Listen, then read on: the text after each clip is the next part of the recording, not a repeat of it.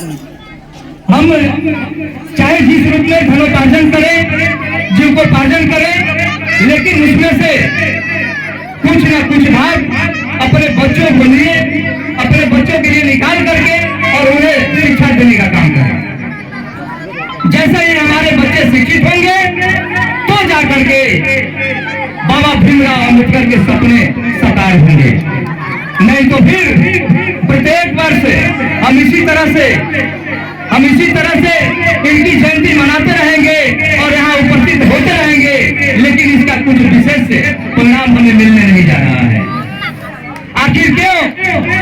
मैं आप सभी से यह पूछना चाह रहा हूँ कि आखिर क्यों प्रत्येक वर्ष हम बाबा साहब को याद करते हैं, इनके संविधान को याद करते हैं, इनके मार्गदर्शन को भी हम याद करते हैं, लेकिन क्या ईमानदारी पूर्वक हम इनके पथों पर चलने का काम करते हैं? नहीं करते हैं। यदि हम इनके मार्गदर्शन पर जिस दिन चलना प्रारंभ कर दें तो निश्चित तौर पर हमारा भविष्य उज्जवल होगा। बातें तो बहुत है, परंतु आयोजकों द्वारा कुछ समय भी निर्धारित किया गया है। एक अंतिम में आपसे निवेदन करना चाहता हूं कि इस राष्ट्र हित में दो चीजें आवश्यक है। इस राष्ट्र हित में दो चीजें आवश्यक है। एक अपना अधिकार तो दूसरा कर्तव्य, परंतु हम अपने सिर्फ अधिकारों के ही चक्कर में पड़े रहते हैं, अपने कर्तव्यों को भूल जाते हैं।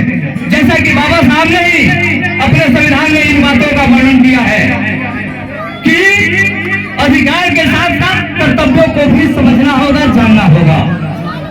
अब एक छोटी सी उदाहरण मैं आपके समक्ष पेश कर रहा हूं कि अपना घर नगर परिषद विक्रमगंज में आता है।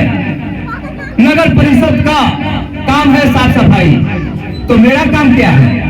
मैं तो अपने अधिकार को समझता हूँ कि नहीं, नाली जो गंदा पड़ा हुआ है तो यह नगर परिषद का ही काम है। मेरा अधिकार के अंतर्गत आता है कि नहीं आकर के हमारा नाली गली जो है साफ सफाई नगर परिषद करे, लेकिन मेरा कर्तव्य क्या बनता है कि मैं अपने घर का कूड़ा पॉलिथीन में करके उस नाली में डाल दूं? ऐसा कभी नहीं होना चाहिए।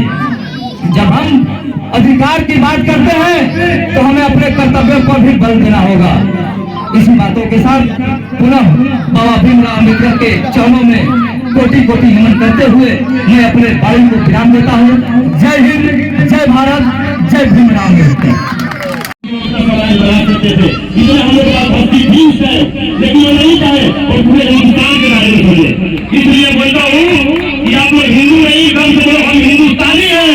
हिंदू नहीं, हम हिंदुस्तानी हैं और हम बाबा साहब की जेब में रखने वाली जवानी है, उस पूरी काम वाली है। किसकी तैयारी पहले से नहीं करते, हम इसकी तैयारी पहले से नहीं करते, क्योंकि हमारे शरीरों में इतनी ताकत है। सूरज से उठा के देखो कि बाबा साहब ने क्या काम किया। आपको कहाँ बैठा, हमको कहाँ बैठा। एक ना तो किस्सा सुना रहा हूँ, एक नाई